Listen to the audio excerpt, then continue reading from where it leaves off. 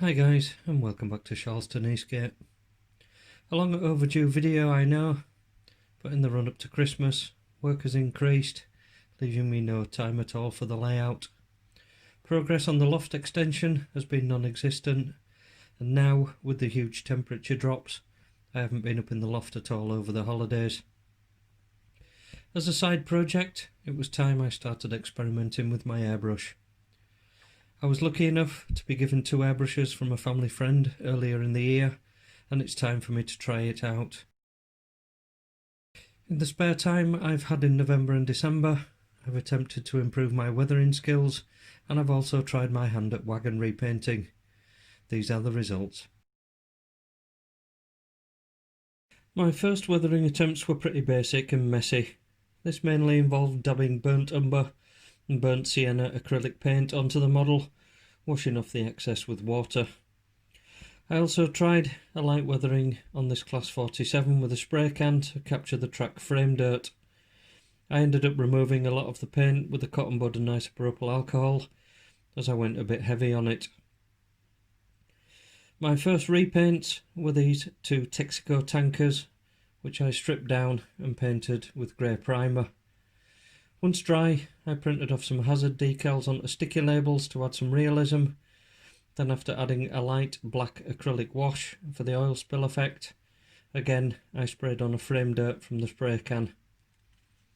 I'm really pleased on how these 2 tankers have turned out, although I will need to varnish them as the sticky label decals are starting to come away. To start, I ordered some cheap wagons from the well-known auction site. I don't want to practice on my new rolling stock, so I bought a mineral wagon and a couple of cheapo Kellogg's and McVitie's box fans. The plan was to create a new weathered mineral wagon, and the Kellogg's McVitie wagons were to be repainted in the rail freight grey-red livery. The next step was to research the internet and model railway sites for ideas. There are a huge number of videos on YouTube on this subject as well. The models were dismantled and cleaned with isopropyl alcohol to remove the dirt and grease before they were given 2 coats of Plasticoat primer.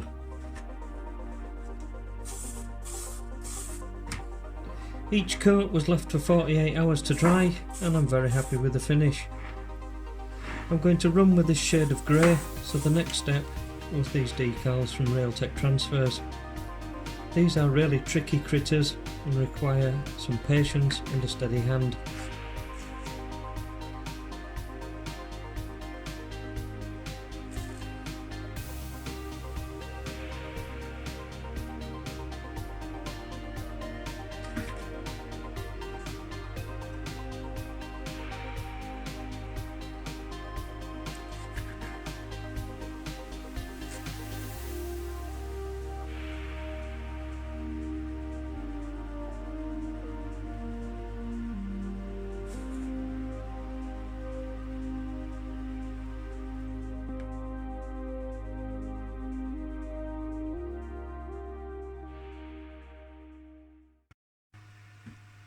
I made up a black acrylic wash, and this is a homemade thinner consisting of isopropyl alcohol and distilled water. Check out the link above from Luke at Geek Gaming for instructions on how to make this thinner and also airbrush cleaner.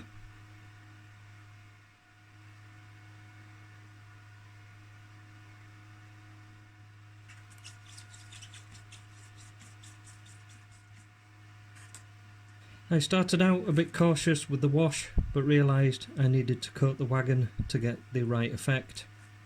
Excess was removed with a cotton bud.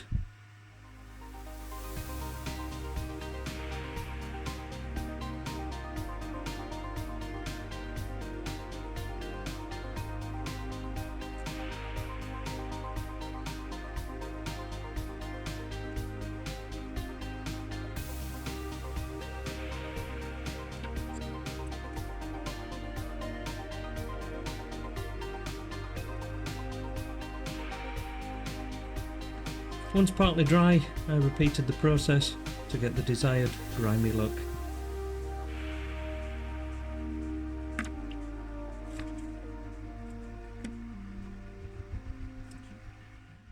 Once the black wash was nearly dry, I repeated the process, but this time using a light and a darker rust colour.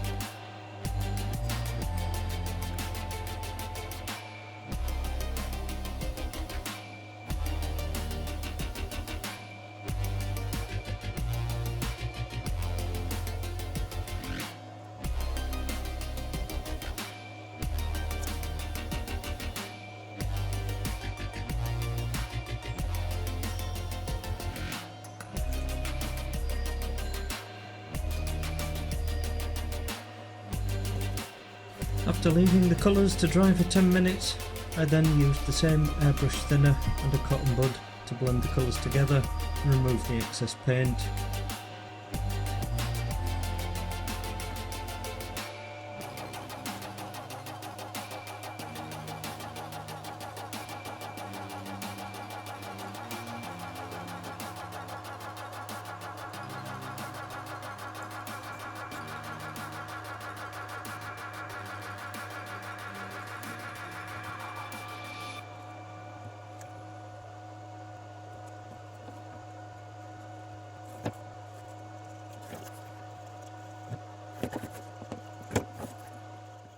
On completion, I left the wagon to dry and quickly made up a ballast load from a strip of cardboard and some track ballast.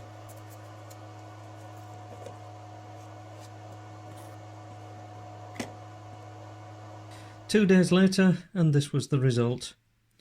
I wasn't quite happy, as I thought the rusting was a bit excessive. The good thing is, I found even though the acrylic paint had dried, it can be still thinned out. So I went over the rust, removing another layer until I was happy with the effect. And here it is. I will need to varnish it, but I'm going to wait until my other wagons are painted and do them all in one go.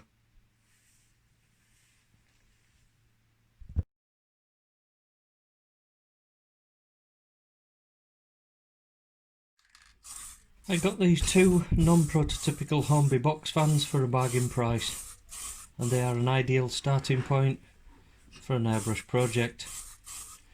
I detached from the chassis and again thoroughly cleaned with isopropyl alcohol.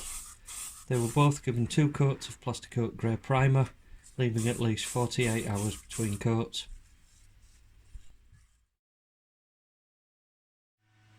Once dry, I set about airbrushing the lower half of the wagon sides with rail match grey, thinned down with my homemade thinner. Again, 2 coats were needed and adequate drying time in between coats.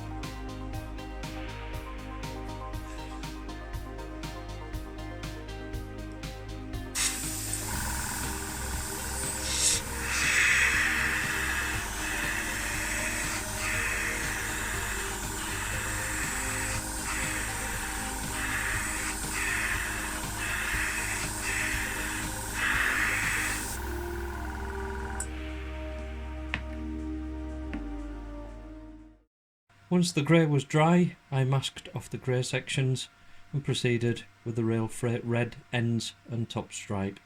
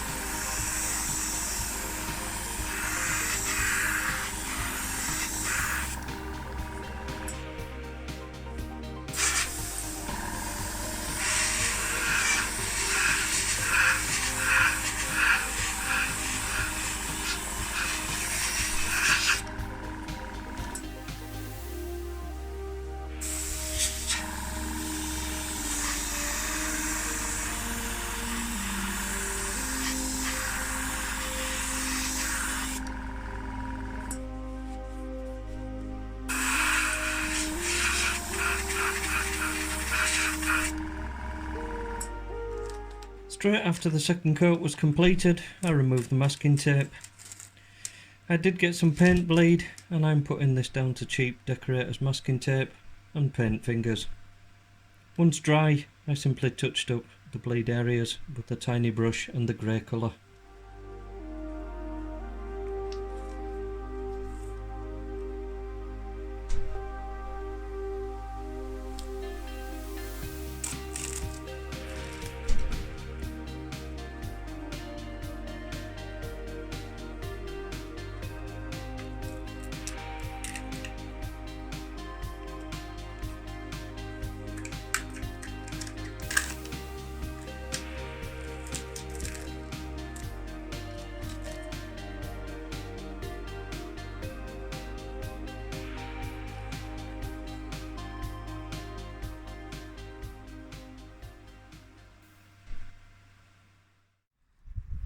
For the roofs, I'll be using this Turner and Grey primer in dark grey.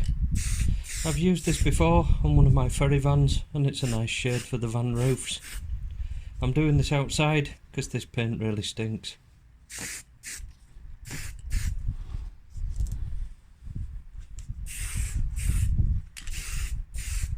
Once the paint was dry, it was time for decals. These wagons here don't exist on the British Rail network.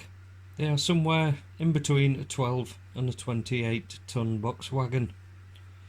Regardless of this, I've chosen the VEA decal set for this project, and the reason why will become clear at the end of the video. This is an extremely fiddly task, as you can see here.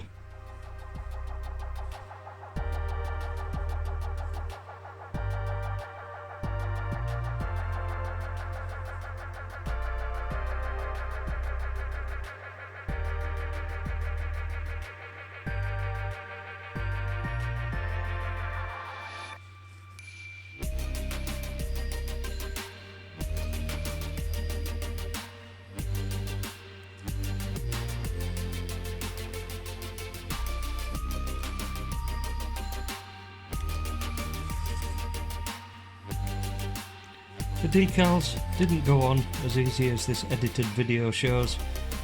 If I had have shown you the full footage, it would have taken half an hour at least. These transfers are wafer thin and need a gentle touch. Once the decals were all in place, and to add a little bit more detail, I painted the handles and the hinges with an acrylic silver.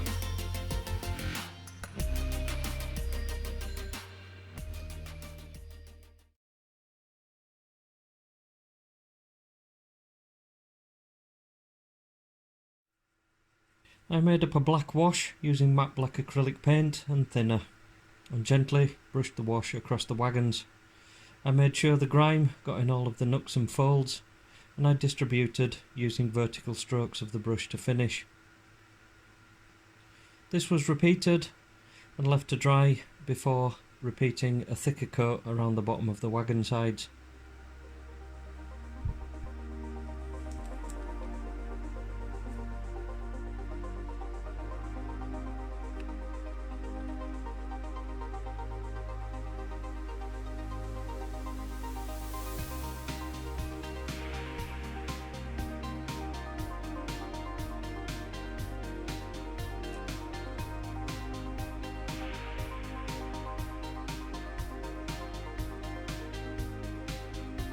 I did however notice that the wash loosened the decals and they started moving around.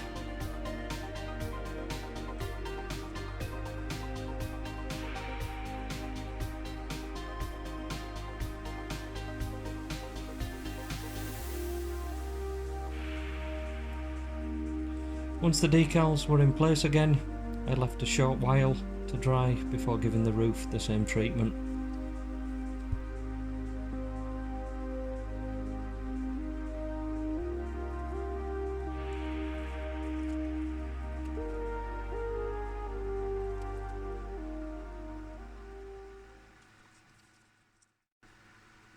Using a medium rust colour wash, I put a lighter staining on the wagon paintwork. Most of this was removed with a cotton bud. I also used this on the chassis.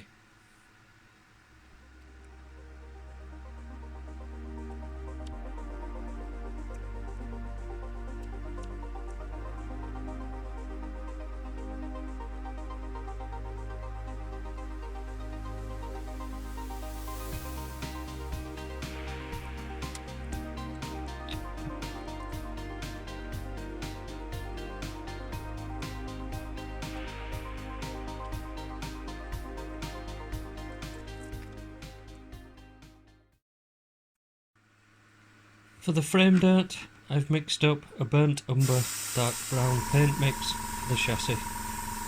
I'm using the airbrush to try and get a nice even coat.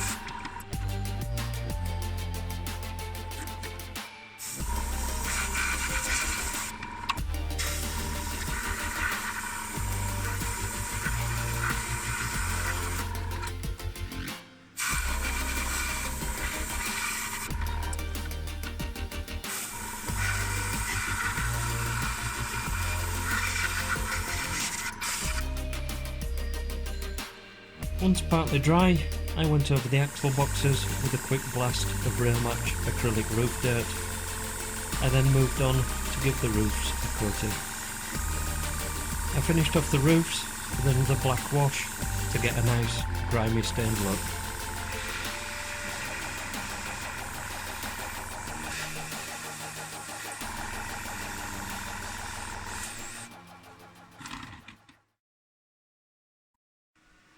To finish the models, they are all given a coat of matte varnish to seal the paint and secure the decals and weathering.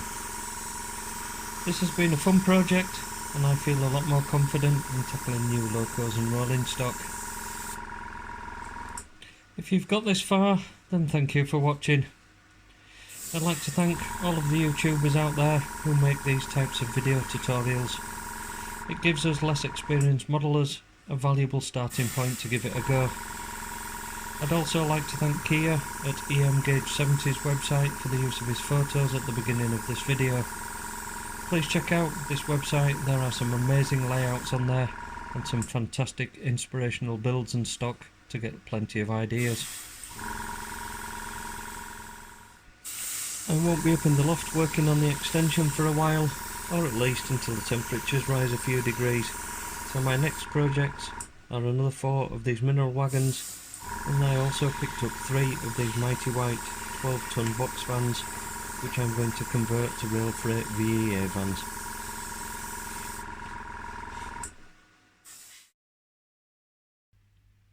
Again, many thanks for watching. Your comments, suggestions or advice to this subject are most welcome. Any questions, please drop me an email. I hope to see you in the next one. Thanks. Bye.